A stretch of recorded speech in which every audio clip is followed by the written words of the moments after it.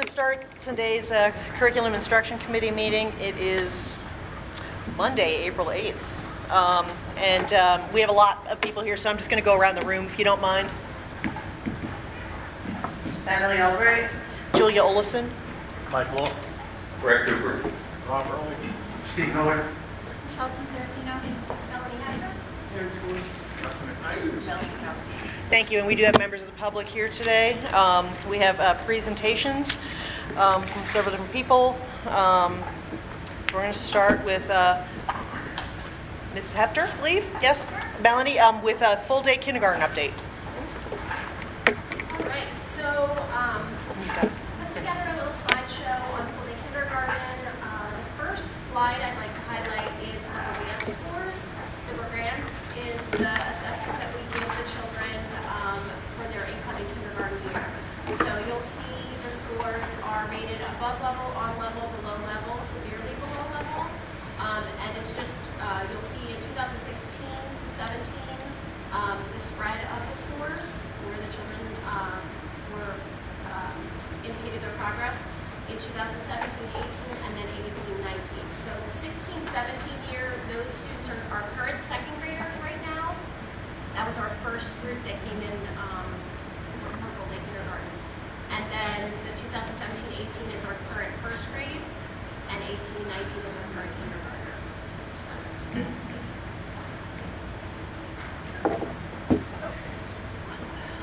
Yep.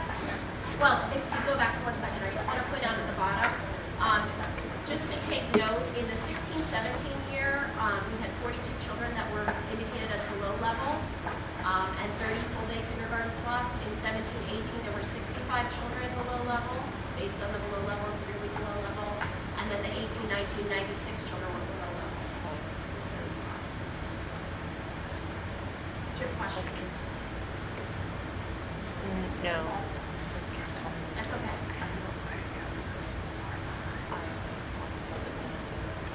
All right. Any questions?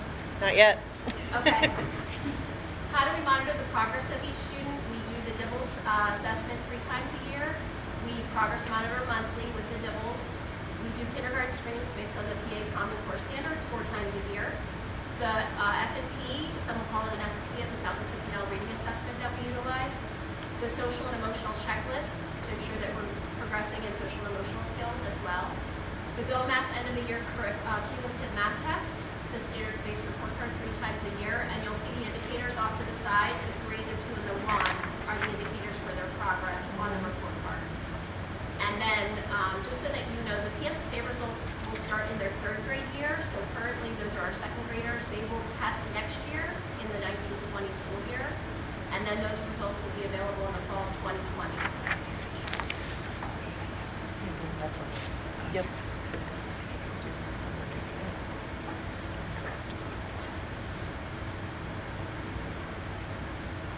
These are indicators of our F&P assessment that we deliver in the winter. So this is our group that came in for the 16-17 school year. This is our first cohort. And their scores on the F&P in their kindergarten year is at the top. And you can see that 57% of our kindergartners coming in for the half-day program scored on or above level on the F&P. 43% of the half-day kindergartners at their winter F&P were below level. If you look over to the right-hand side, the same indicators for our full day, 35% were on or above level, and 65% were below on their winter F&P. If you move down to the bottom chart, that is their progress in 2nd grade. So now you can see that the percentages are changing. You'll see that in our 2nd grade year, winter F&P, are those same children. They are 87% of them are on or above level, and 13% are below in the half-day, the first half-day group. And then our full day, 74% are on or above level in the 18-19 school year, and 26% are below on their winter F&P in 2nd grade.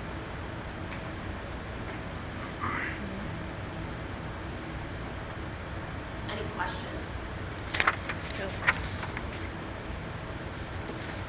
This is our fall DIBELS compared to our fall DIBELS of 2nd grade. So kindergarten compared to 2nd grade, that's that same group that entered kindergarten kindergarten in the 16-17 school year and where they are now in the 18-19 school year. So you can kind of see a snapshot of who was on core, who was below core in both the half day and the full day for kindergarten and then second grade. I didn't include first grade in there.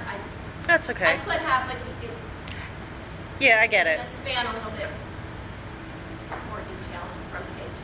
So, let me just comment real quick. So we had 42 children, so 30 of them were being given the maximum service out of 42. Are you on the Brilliance? I'm going back, yeah. Yeah, go ahead. I'm still going back. So 30 of them were being serviced, Yes. and now a third of them are being serviced because we have 96 below. So Okay. you can see the trend, even if you look at. So the those other first- 60 are absorbed in, the other 60 kids will be absorbed in the regular scores then? Right, they will get half day. Okay. So what you can see is a trend of, the first year we had 18 children above level, went down to 9, went down to 2. On level, 69 to 74 to 76. Seems And that's the whole- consistent. And that's the whole cohort that's coming in, right? That's all the kids that are coming in from wherever, whatever, pre-K or at home or Yes. whatever they had up to That's age before 5. we've even touched them. Right. Before we've even had an impact on them, basically. Right. Mhm. That's their incoming score. Okay.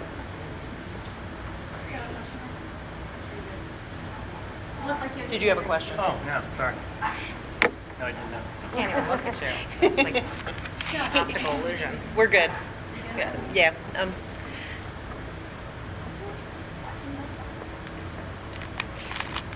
These are our current first graders, so we do have their scores above are for their kindergarten winter F&P and then their first grade winter F&P. And I can let you know that the biggest change we see is from that point in first grade on to second grade. So there is more progress to be made. Obviously, when we did the winter F&P, that was in January, so we still had a few months left of the first grade year. So the results are not as dramatic as you can see going Sure. from K to 2. Right. And these are our current kindergartners and their results in the winter F&P for half day and full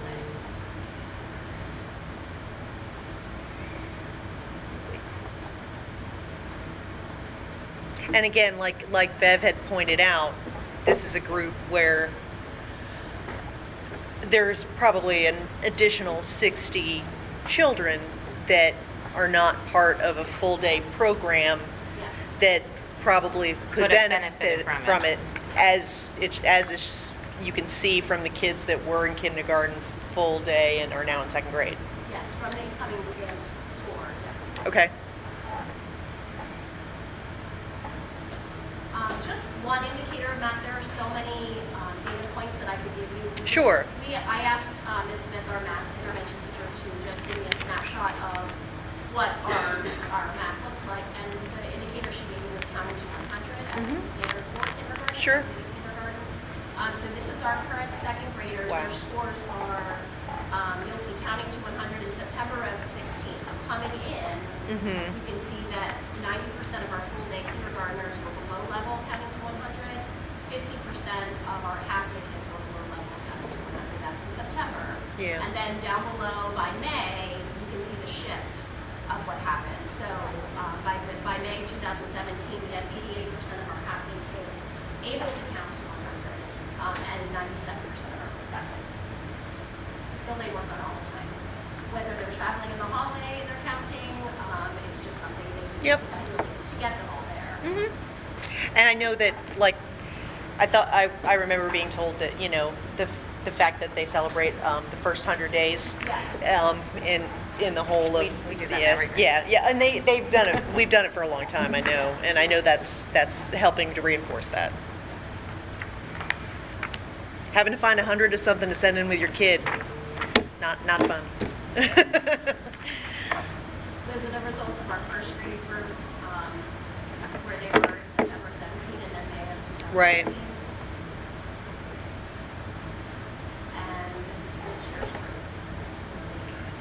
still in January. So Yeah, we're not to the end of the year you'll yet. see Yeah. if we were to do this in May, obviously we would say Think about that was progress 50/50. Mhm. 35/65. as well. Right, right. Just an interesting thing that I found in my wonderings about the data and the progress, but these are the rankings of our first full day class amongst their grade level peers in second grade in literacy. So those numbers, like out of 100 or 200 students, whatever the enrollment is for second grade, you'll see the spread and how they've progressed and how we have kids now in the full day class, 177 ranking, 175, 164. So these are our full day kids as identified, and where their ranking is in their second Is grade where they are now. through literacy, right? So I would call it grade level ranking. And that's out of how many? I believe it's 21, I think it is. I'd have to look at the March enrollment. Close enough. So I like to look at it because when they first came to us, they were the lowest for GAN scores, and look at how much they progressed to be Yeah. through second grade. So it's an interesting data. Variables that may impact the results of full day, attendance level is hugely important. Getting the children there, so that's a variable that can impact the results. Parent involvement, parents need to be involved and work with their children at home. So that can impact the results of what you're seeing. Yeah. Children can move out of the district. We did find, I think Michelle, you said there was about 20. It looks like if you true cohort those kids, so if you pull out year over year the kids that leave, we The ones lose that are- about 20% of those 30 kids I see. every year. Okay. So by the time you get to second grade, you're not looking at the full 30 anymore. Right. You're looking at like 24-ish kids, maybe 20 kids. So we're So some- losing 20% of those kids somewhere. So we invest kindergarten and then they go, even by first grade, 20% of them are gone. Did you happen to know? Do you happen to know if the kids that are in who were in the full day cohort for any of those years, if they took advantage of the summer slide program and Teachers in the Parks? Did you Yes. you know at least some of them were Some of able? them did join us for that TIPS program, yes. Okay. And some kids, I mean, they're a transient population. We had some that moved out of full day and then back in. Like Got it. They left, went somewhere, then ended up coming back to us. So it's a very transient group. And then the summer slide, you know, what they might be losing over the summer also makes an impact with those results Right. as well. Options to consider, these are just some wonderings that I have. I would like to look into the possibility of writing a grant to fund pre-K at Danwood if we can. A lot of districts are moving in that direction, and this would support our youngest learners before they come to kindergarten, giving them that extra boost so that they're prepared to learn, they're ready to learn in kindergarten, which is really, really important. And sharing information with parents about the programs we do have available.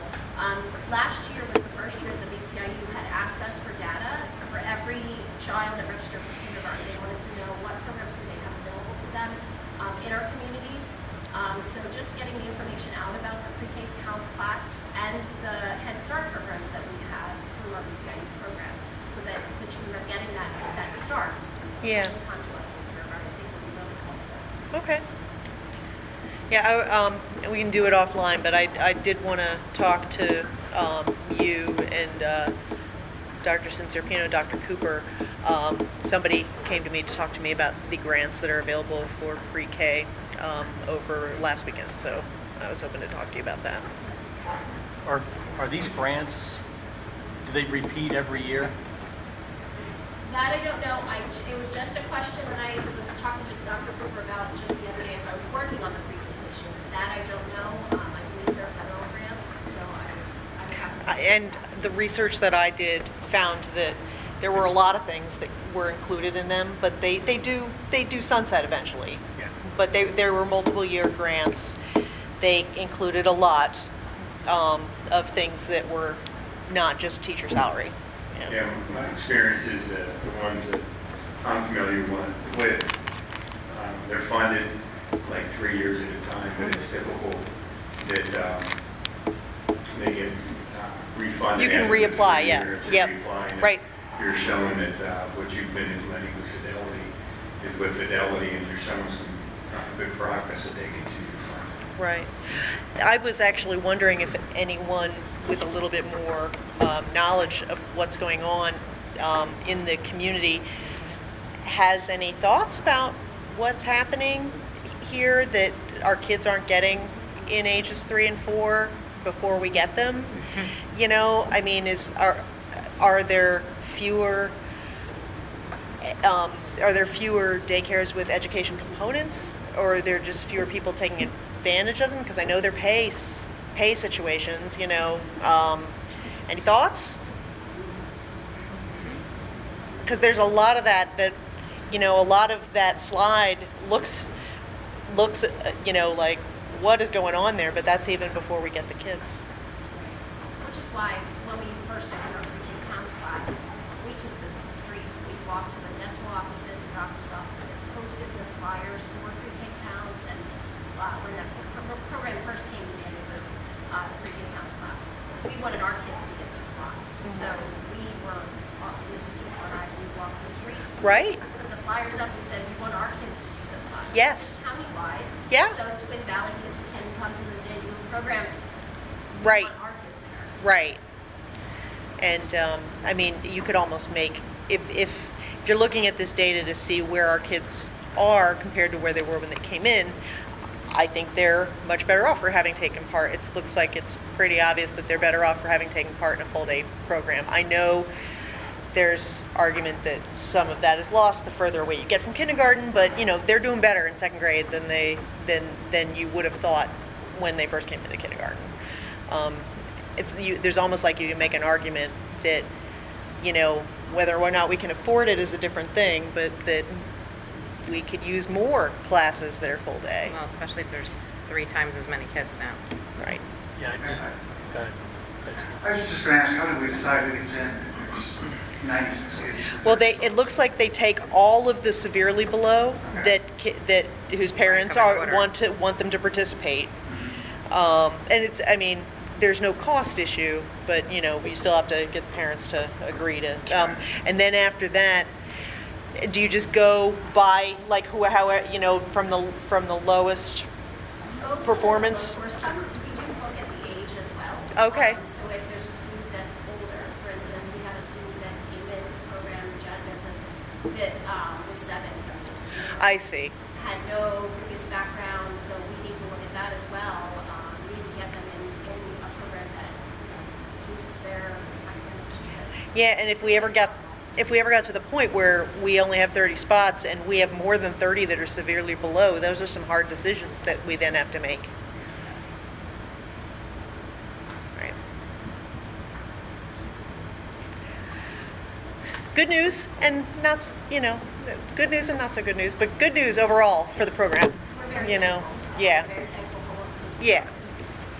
Thank you for putting those numbers together, everybody. Any other questions from? Thank you, ma'am. Thank you. So we're going to swing from kindergarten to the high school. Excellent. And talk a little bit about where we are with MTSS and then also the ATSI process, because they do kind of go hand in hand, so trust them all. Good evening, everybody. Go ahead, Michelle. You can put it on this. Just let me know. We have a meeting every Thursday with the high school team regarding MTSS, which kind of was bore out of our 2 goals from, I think, Rob, was about maybe February 22nd. We had a meeting at IU because the high school received notice that we were on, the old term was warning, for performance of our special education students in math. So there was a whole root cause analysis. I think I mentioned this once before. And that led us to 2 targeted goals. So we'll cover that. This is the agenda that we started with. Took a couple of rough launches with the team to get everybody on the high school kind of using the same terminology. So what you probably saw on the first slide is the meeting dates that we've had. You'll continue to see this document. It's just going to grow as we go down the process. We ended up, we'll share with you what PD says is the exemplars for that. We looked at locking our service point, coming to a consensus as a team. What are we about in this effort? We looked at best practices, 3 high leverage pieces, general education, and how they're a big part of it. and then first steps in year 1. So the state, as we did the root cause analysis, that was an entire team with Mr. Hurley, Dr. Sincerapino, Mr. Spores, Mrs. Mikowski, myself. There were 3 teachers, there were counselors, a large team at the IU when we kind of got into the root cause analysis. We were, out of the 18 practices, where could we get the most significant impact if we went to work? And it was decided that practice 1, aligning curriculum instruction assessment to state standards, was a strongly needed area. And you can read the exemplar of what, I include the exemplar from the state that this is what it looks like when you're doing it in a very elite way. And that's obviously our target to be the best we can do. The second piece was implementing a multi-tiered system of supports for academics and behavior for all struggling students, which of course casts a wide net and represents certainly students with IEP. But the question we asked ourselves fundamentally was, could a student not have an IEP but be a struggling student? And the answer is absolutely. And so what are we doing to serve those students as well? Our big picture non-negotiable, we had a large discussion around quality versus equity. Okay, what are we going to be about? And this is a great pictorial that we came up with. If we give everybody the same thing, that really isn't going to meet and serve the opportunity. We have to help students get what they need. So we ended up on equity. As if you get an arrow shot. There you go. So we picked equity to focus on more than equality, because if we treat everybody fairly and give them what they need, have an opportunity to make sure students are served at the highest possible level. We took a good look so we could get on the same consensus understanding of what is best practice and what is not a best practice. So we spent a lot of time discussing this as a team. And you can see on the left the strategies that are best practice versus things that are not. We have a lot of amazing teachers. We're looking that's not a best practice. We're blessed to have some people who are elite. But how do we make sure that every student is getting kind of a really strong experience? So you go over to the other side and look at best practices proven to work in multiple settings, not only here, but also in Reading, or Philadelphia, or Wyomissing, or Wilson. These are things that have been proven over time, have been researched and validated that they're strong practices. They're cost effective, obviously relevant for us, that we make sure we're using cost-effective models. And I'll give you the example that Shelley and I went through last year on Re-180 from Scholastic. We really liked that program. It was very helpful. We thought it moved kids. But they raised the price substantially. We could no longer afford it, so we had to find another program that was very good. So it was no longer cost-effective, even though it's a great tool. And then we'll work in the complexities of data and Bloom in this case. So that's kind of the guiding best practice model that we use as we work through. We defined what was struggling students, and we added one that's not in this picture. This comes from an outside source showing these are the typical strugglers that we identified. We added also, as the example I gave, can an AP student be a struggling student? And the answer is, yeah, they can. We encourage students to reach maybe out of their comfort zone. So sometimes they struggle, and what support do we provide those kids, and how do we help them along as well? So we want to strengthen the general education and instruction. We want to provide instructional time to master the content every day, and we want to ensure that teachers with content expertise support struggling learners. So they became the 3 selected best practices that the team came up with. And this is the identifiable piece in Tier 1. Universally, every student should have exposure this way. It should be coordinated, sustained focus on literacy, not reading. Of course reading, but math literacy, science, financial literacy, you name it, and we can tag it with literacy. Do we have a rigorous general education curriculum aligned to the highly skilled staff? So that's where it starts. Once we have that in play correctly, and I will tell you, at the high school, speaking for high school, it's not all there. Okay, we're not 100% where we'd like to be, and I think at this stage, that's a consensus understanding of the staff as well as the administration. Once students experience that, then if they're strugglers, we provide extra instructional time to master their content, and we have targeted short-term interventions, okay, to help them, and we'll talk a little bit in detail. We're still building out that, so we're kind of providing an update of where we are. Certainly the model is not complete. We also felt it critical that we add social emotional behavior supports because that's a major player in a lot of things that are happening to high school students. And then you can see, obviously, it leads to higher achievement, and we track data and take it back to the beginning, complete that cycle over and over, using data to drive and inform some decisions. Okay, so in there, the Tier 1 piece, which is all students experience this, they basically have access to general education, and that's successful for 85% of our students. maybe 70, 75, but it's somewhere in that range. If it doesn't work for those kids, then how do we give them a short-term intervention, a tutoring experience that has research-based interventions? It fixes up the things they don't know, they go back into the regular setting, and they're moving along just as we hope they would all be moving along. But if it doesn't work, we kick them up to tier 3, and now you get a longer-term, more intense intervention. And if that doesn't work, now we say, well, our curriculum's right, our instruction's right, our interventions were in play, we supported these kids. It might be something that we have to look at, and that's when we do the referrals, to Shelley's team, and then begin to evaluate that and perhaps move students into special education and get a more specific education. But we want to go through all of that before then. Okay, thanks. This is your typical special education student's day right now in the high school. It kind of, varies a little bit, but they're going to be with their classroom teacher. They're going to be pulled out for special ed services or a paraprofessional, maybe see the school psychologist or a guidance counselor. And then they have, of course, their electives. This model is not working that well for us. Okay, our students with IEPs are not succeeding at a level that's fair to them. So we have to really reflect and find a way that we can provide increased support. And this is how we think we can do it. We obviously have the core instruction that all kids get, okay, students with need or not. And then extra time. How do we address gaps in meeting state standards? There has to be additional time, not replacement time. There's no magic programs, in our opinion. There's not some magic validated programs. If there was a magic program, we'd say let's use it with all the kids. But we just hold it for some kids. So we think core instruction, we have to be better at our instructional practice. We have to improve our curriculum. And then if it's not working, we give kids research-based and validated interventions to help support them. This is how we currently are structured at the high school. I know we have more than 6 periods, but this is, we'll have study hall, we'll have lunch, you'll have some kind of PE requirement, and that takes us to our 9. And you'll see some variants of co-teaching not being done with fairness to the teachers. We couldn't do a much better job providing training and professional development that they need. So it's really an issue there. But they'll have co-teaching and paraprofessional support, and we, all schools, not just us, seem to want to lower the curriculum. Let's put them in those classes, that lower level thing, let's slow it down. They can't. And that's just not true. So, and that's not my opinion, that's the research that says that really doesn't work. This is what we're proposing as we kind of have the conversations. It looks like this. You have math, you have English, okay, and you can see the extra support class, okay, is about pre-teaching information before they get to actually experience it in a regular classroom. They're prepped, they're ready to go in, and they've heard some topics. So I always give the example of radius. Let's say you're a special education student. Mike and I are in the same class growing up all our lives. Mike's the smartest guy in the class, always raises his hand, always beats me. Okay? He knows radius, he knows all the math answers, he's a whiz.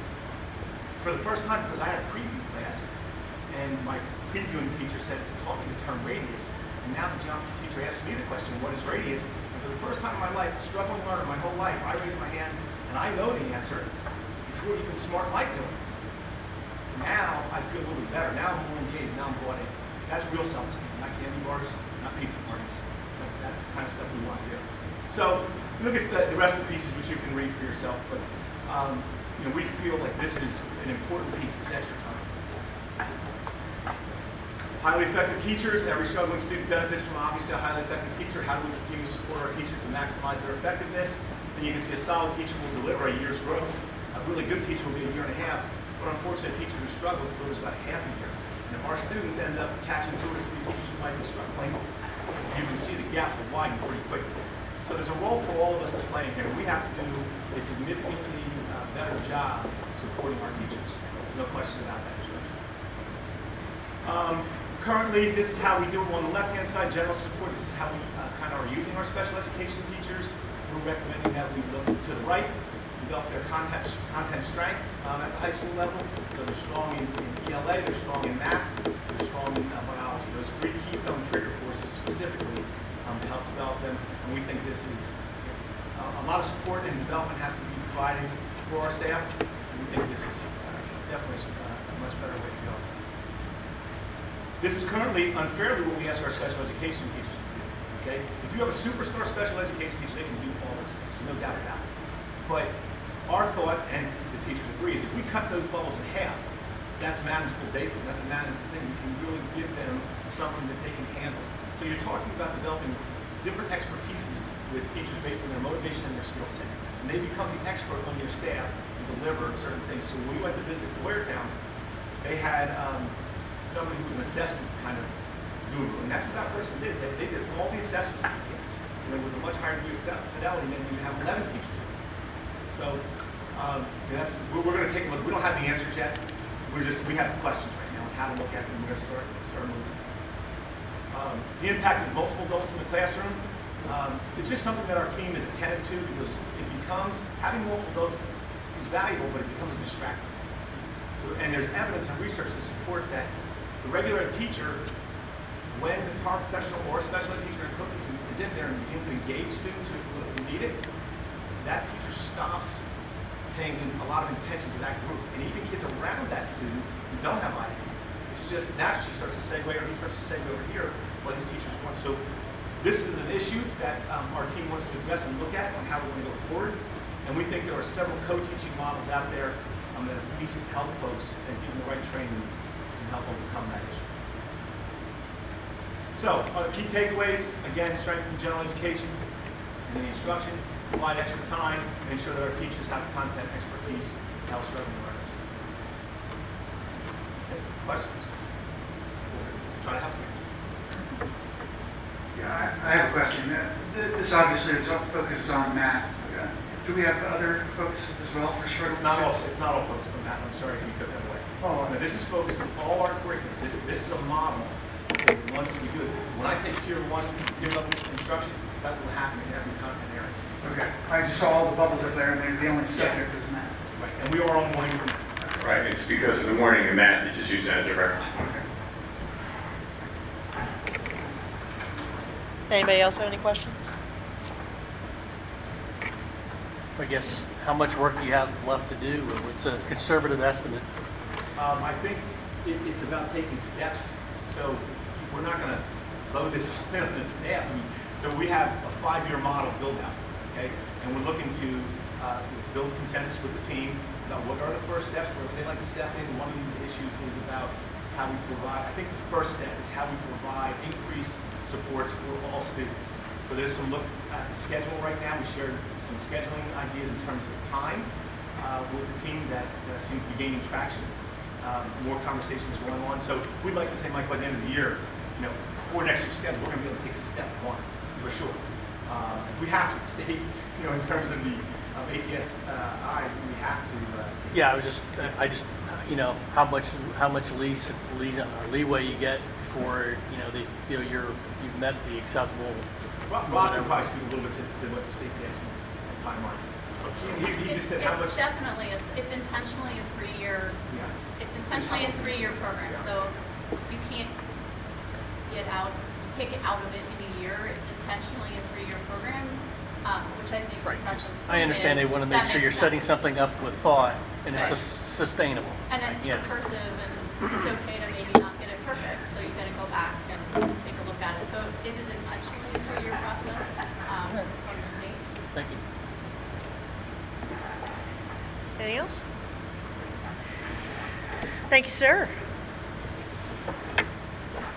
Okay, so Comprehensive planning update. yeah. All right. So I hope that you're kind of starting to see how things are sort of starting to connect dots. Yep. And I kind of was sitting here thinking maybe we should have started with That's okay. plan and worked It's our okay. way back. But comprehensive plan, why are we doing it? They're up there, but really a comprehensive plan for us as a district becomes a roadmap, and it becomes kind of a place to check back to.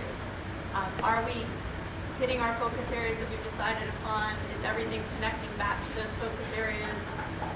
Have we addressed our growth areas? So it really becomes the place we start and kind of the place we always go back to. And I know Julia sat for a little bit with us in this Correct. process the last couple of weeks. So we met for 2 days around this guiding thought and really tried to keep the focus on should be. And that was intentional because if we focus on what's possible, it gets people to think a little bit outside of the box and to think about how we can do it not the way we've always done it a little bit. So we were intentional in focusing on should, and that really did help to kind of open up conversations. So who participated? This is who participated. We had 10 high school students. We had some folks from our community. We had our administrators. Julia joined us. We had some teachers and some parents from each level who joined us. Julia. I know.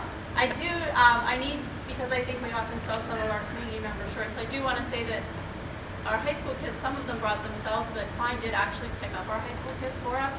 So I do kind of want to give them a little bit of a public thank you because they did go over, pick them up, and bring them back, and we didn't see them. So that was nice. So we spent 2 days, and we worked a little bit backwards. So we started out in what's our graduate? I know. This is someone you know. Yes. Like they were stars of our stage, right? So we started with kind of the end in mind, and that is who do we want our kids to be when they walk across that stage at graduation? What do we want them to walk out of here with? And then how do we get there? And so how we got there was talking about mission, vision, values, what our graduate looks like, and then what are our growth opportunities. So here's where we started. Some more cute graduates for you, in case anyone knows. Here's where we started. I'm just going to kind of let that sink in for you for a little bit. Take you 20 minutes to read it, and there'll be a quiz later and see if anybody remembers it. So this was our mission statement when we started the day. This was our vision statement when we started the day.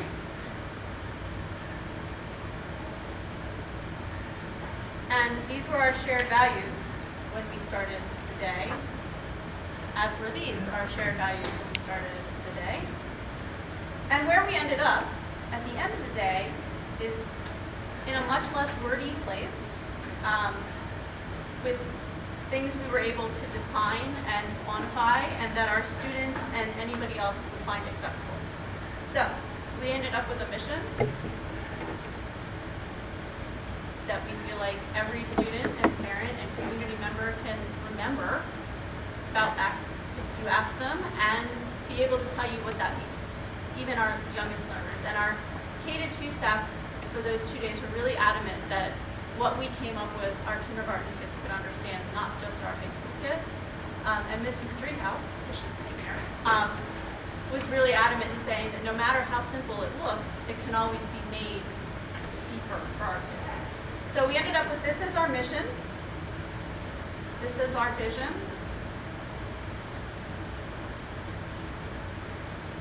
These as community values.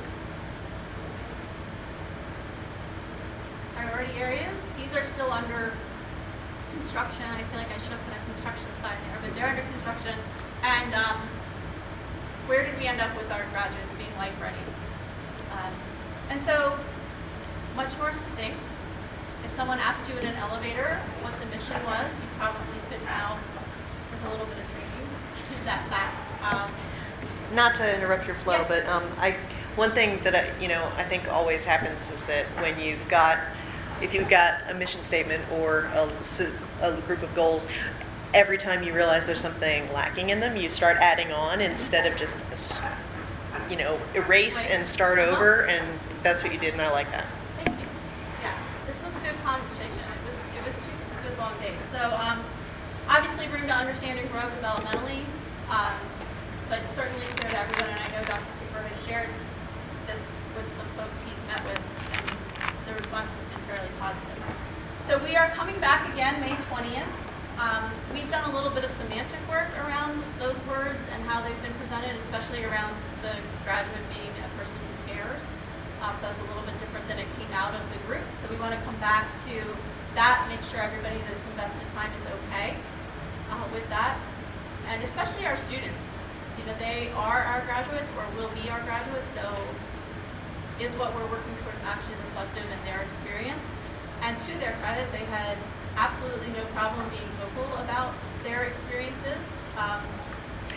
Those kids that I don't know who put that group of kids together, but I know almost all of them, and they're all a great group of kids, good advocates for themselves, good representatives for the schools that they're part of, and they were good choices. Yeah, and they really were excellent advocates for themselves and their peers. And then we need to come back to those growth areas and really put them into a 5-year plan. And much like the ATSI process, what does that look like year 1, year 2, year 3, year again, so what we don't have right now is what does this plan need to look like on paper to PDE, but what's important to us is that no matter what it looks like to them, we end up with a document that's useful and purposeful and drives what we're doing. So as we go in, as you kind of start to hear things about what's going on in full day kindergarten and what's going on at the high school, and kind of all starts to come back to that educating all students and learning together and advocating for all sort of starts to come back to that, and that's really when you know that you've got a comprehensive plan that's being your roadmap. So we're not done, obviously. This will, at the end of May 20th, need to come to the board, likely at your June meeting, for your approval, because Right. it needs to go out for 30 days, and then it needs to be to PDE in the fall. So, I mean, there are some, like, actual hard and fast deadlines that we do have, but it was a good process, and it's been a good process, so Yeah. looking forward to seeing where this kind of plays out. And, you know, anytime you get 40 people in a room, to be able to come to consensus is a good thing. So, Yeah, for those who weren't able to make it, I did, I came at the very tail end of a 2-day process, so I got to listen to the fruits of all that labor without actually having to put in any of the work. So it was kind of nice. But I was really impressed with how much consensus that you were able to come to in just 2 days of discussion with people, like you said, stakeholders from everywhere in the community, everywhere up and down the grade system and the administration. So that's where we are with comprehensive planning. All right, so Excellent. rolling? yeah. Okay. Moving on to a differentiated supervision plan. Yes. Yes. So now is where you're going to start to see where things start to kind of connect back to that. Right. Piece. So when we talk about how do we help our teachers be the best teachers they can be, one of the places we can start doing that is in our supervision process. So differentiated supervision has 2 goals for us. And again, this is kind of where you start to see those things starting to tie together. So providing constructive feedback to continually improve instructional practices. So if we go back, that continual learning piece is part of what we were talking about at comprehensive planning, and realistic growth, or realistic goal setting and professional growth. So really those are the 2 goals. And this is a new approach to an old idea, I guess. We were doing differentiated supervision and then we stopped, so now we're kind of going back to that. So the process is designed to be flexible. It's designed to be individual, but also collaborative.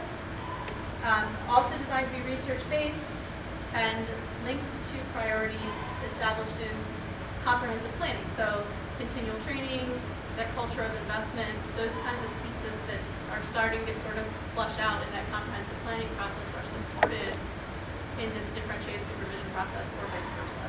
So you have all that, and certainly you agree, but what's important is that it still comes back to that Danielson piece, so it's not stepping away from the model that's been provided by PDE. So as it sits, and as we are going to propose it, there are 4 different models. Each of those models provides something a little bit different by way of support. 2 of them are sort of partnered together. So these are the 4 models and who would participate in them for your observation. So in more detailed specifics, a structured supervision is going to be our folks who are instructional 1 teachers. So they're either new hires, Oh, okay. they don't have tenure, and also anybody who's new to us regardless.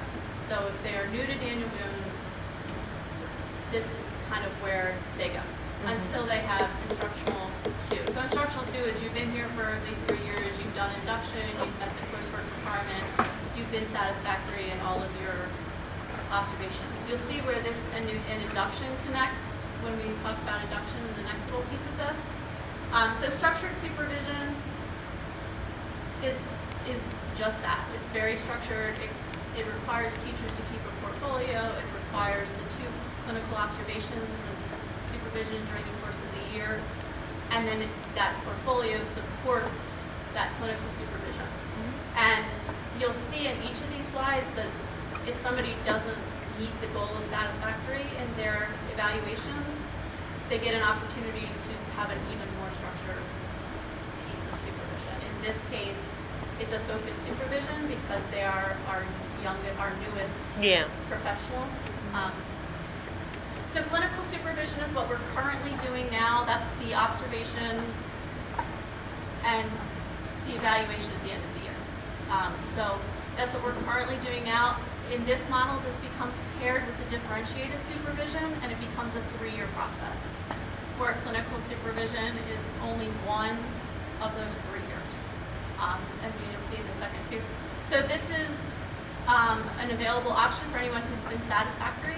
They're tenured and they have an instructional 2 certificate, but they're not new to us. So, and again, that one unannounced observations, always walkthroughs, so you'll notice that just because your administrator comes into your room once, you're not necessarily off the hook, as it were. Those walkthroughs continue, and they continue to be part of your end of the year evaluation. And again, you'll notice that if you're not satisfactory in this model, you can go to that focused supervision model. The differentiated piece of this works as a 2-year process. This can happen either individually or it can happen with a buddy. And you'll notice that we did 3 options: an action research option, a technology integration option as we start to move to one-to-one. That piece becomes really important. And then a peer coaching, lesson study kind of option for folks. Teachers are responsible for collecting really specific information, setting goals with their supervisor, and they can only do this for 2 years. So you can't live in this world. You do have to come back in that 3rd year and do that clinical supervision piece. And again, walkthroughs happen. Yes, ma'am? I'm gonna take the risk that I'm not the only one of the board members who don't know what a Danielson domain is. Take a risk. So what is that? What sort of thing is that? I'm sorry. What is a Danielson domain? A Danielson domain? Yeah. Okay. No, you're fine. Okay. Good question. I knew you might know. Figured Beverly knew. So Charlotte Danielson is a whole set of research on effective teaching and effective teaching practices. She breaks it into 4 domains. Okay. One is lesson planning and preparation. And then 4, so she calls 1 and 4 your offstage domains. So 1 is your planning and your preparation, 4 is professionalism. Okay. And then 2 and 3 are your, what she calls on stage. So what you can actually, if you walk into a classroom, you can actually see and observe in that practice. So for here, you're picking anywhere from 1 to 4 that that teacher needs could always do better at. Is that right? Then they're on a continuum. So there's 4 domains. Okay. And there's indicators in the domain, and then they look like a rubric. So those go from each domain element, and I can show you. No, it's okay. Each domain element, then you could be failing, needing improvement, proficient, or distinguished. Okay. And Danielson says that we should live in proficient and probably revisit distinguished. Okay. So there's a whole other piece of professional development around that we're starting to kind of work on to get to sort of common language and common understanding. In this model, though, what's important is that you don't get to just do something because you think it would be cool. You have to be able to come back and say, how is this going to improve my instruction? How is this going to improve my classroom environment? You have to be able to come back to that piece. We're too sleepy a group. It's the group. On stage. Oh, I'm sorry. I would have asked. Classroom I was environment waiting for the end. and Get to the instructional presentation. content. It wasn't going to make Sorry. sense to me unless And again, you see the walkthroughs kind of continue to do a dance. Excellent. So this, and if you don't do well in this, and this not being successful is always at an administrator's discretion. So if I walk into your classroom 3 times, and I can pull you back Got to, it. to that clinical supervision model, and I don't have to wait. You don't have to wait, right? Until the end of the year. And if it's really, I can pull you to focus supervision. Okay. So then what is that focus supervision? And again, hear that idea around continual learning and culture of investment and those kinds of pieces that came out of that first couple of comprehensive planning days. So this is really a team approach to helping that really, really struggling teacher become a better practitioner. It's really intensively focused, so when you think about levels and layers of intensity, this is your most intense piece. It involves a team appointed and convened by the superintendent. And then it also includes the writing of a performance improvement plan. It's very specific, very data-driven, very much, in order to be successful, this is what you have to do. And from here, you either go back to structured supervision or you go back to clinical supervision. So you can't go back to that differentiated model. Got You have it. to be stepped back into that piece. The other piece that's here is that we've included some really differentiated rubrics around Danielson, but specific to our technology people, our art people, our music people. The scope of their practice is just different. Our nurses, their scope of practice is different. It doesn't make sense to evaluate them with a rubric for a classroom teacher. So they can participate in all of the options, just that the end game tool will be specific to For them. Alright. Awesome. Alright. Good? Any other questions other than one that I rudely interrupted with No, you're fine. Okay. from anybody else? Okay. Alright, so then where does that- New Teacher Academy. New teachers. So, new teachers. Why do we need a new teacher academy? So we heard Preston talk about that growth that a really good teacher makes versus the growth of a... Yeah. Yeah, okay. So here's where this kind of comes together. There are absolutely links around what we know about teacher quality and student achievement. So the purpose of this is to kind of link back that structured supervision piece and what's going on for new teachers. It's to build reflection into practice so that we do take a step back and go, what could I have done differently? And to kind of make that part of what we want our folks to do. We talked a lot about rebranding and starting over and building a different culture. And this is the place to start that with your newest hires. So you get them that first day and you bring them into your culture and what you want and expect. So that's really important. And we know that improving teacher effectiveness is the most important and most critical way to improve student achievement. So we've broken this into a 3-year process, and it's a lot of words on a little page. But year 1 is the most intensive year. We know that new teachers in their first year are 2.5 times more likely than their experienced peers to leave. And every teacher that walks out the door technically walks away as about $1 million investment that walked out the door. And is then spend that same $1 million to replace them. So it's really important to keep teachers. Attrition also plays into that piece around really strong teachers become really strong teachers over time. And so if they continue to leave and kids continue to always have new folks, they don't necessarily get the strongest practice. This first year is designed to really meet the developmental needs of new teachers, and there actually is a developmental curve for new teachers. I kind of joke that it just gets less deep over time, but we all have that curve every year, and it's like an upside down bell curve. So, and there's 5 stages to it. So this is really based on that. What we know about new teachers, what we know that they need for support, what we know that they're looking for in their program. So we've built all of that in here. This is a week in the summer where they come in with their mentor. There's an actual mentor training piece to that week, which is a piece that we haven't always done. But then that really is an intensive mentor new teacher year where they're participating together.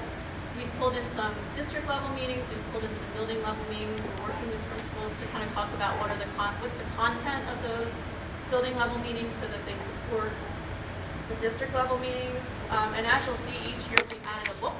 So the first year book is Tools for Teaching, which is a Fred Jones book. So that's there. So that's a really intensive year for teachers.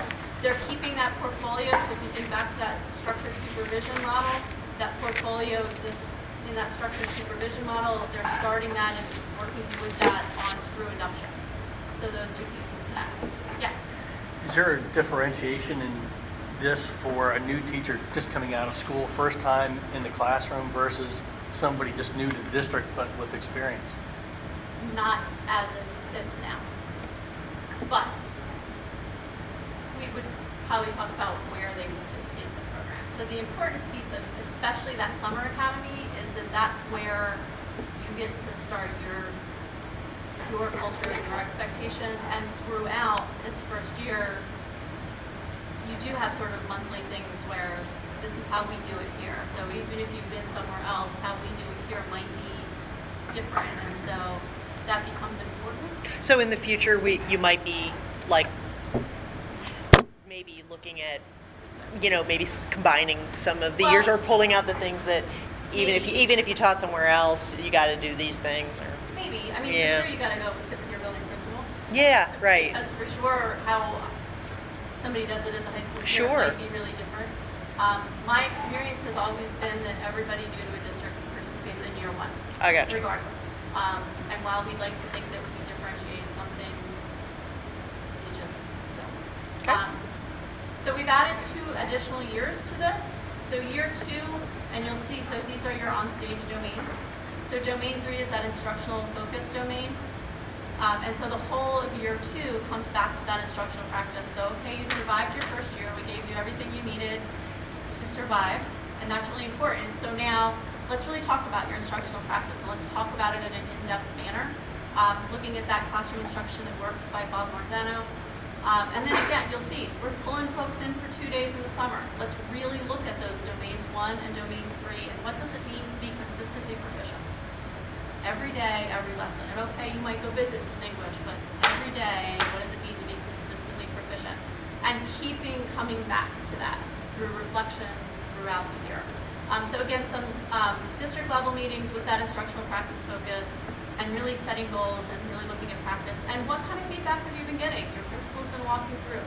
Maybe the instructional coach is walking through. What feedback did you get? What do you need to do and change? So that would be year 2, and you'll see that the summer thing became 2 days. Right now they're 2 full days. Do they stay there? I don't, as we flesh out, I don't know. They're currently, those summer academy days are kind of work in the morning and then opportunities to practice in the afternoon. So if one of the requirements is that you have to have a letter to all of your parents, what does effective communications to parents look like? And then some time to write that letter and get some feedback from your administrator, your mentor, all those things. So year 3, again, less intensive as we go through. And actually those district level meetings are probably only an hour. 1 day of a summer academy, and you'll see that this third year, we went to that other on-stage domain, which is classroom environment. And again, that thought of how am I consistently proficient in that domain in my classroom, and that reflective participation back. And then the book is total participation. So now I've gotten pretty good at instructional practice. Now, how do I set up my classroom so that every kid feels able to participate and participate fully in that instruction? So why do all of this? So I'm going to come back to that comprehensive planning piece. Obviously, we want to retain our staff. That's an effective and responsible resource use. That we get folks here, we spend the time, the energy, the money, we want to keep them. We want to have common expectations. We talked a lot about culture of investment as we work through that comprehensive planning piece. We need a systemic support for our new teachers. What we typically do for new teachers in education, not just here, is we say, here, congratulations, have at it. So that's, all of us will tell you that's not super effective anymore probably than the good old YMCA throw kids in and hope they learn how to swim kind of thing. So maintaining a focus on our key areas, we talked a lot about increased growth and achievement, that idea that we're all continual learners, and then just that it's an opportunity to model our mission and vision, that we're all learning together, we're figuring out how to make sure that every kid in every classroom has that opportunity to be successful. So, there we go. Thank you very much. So that's where we're at. Anybody have any questions about that? We've heard like the bare bones of New Teacher Academy before, so it's not like it's new to the committee. But anybody have any questions about how it's fleshed out? No. All right. Look, we did make it 3 years. We did. Any questions from the public?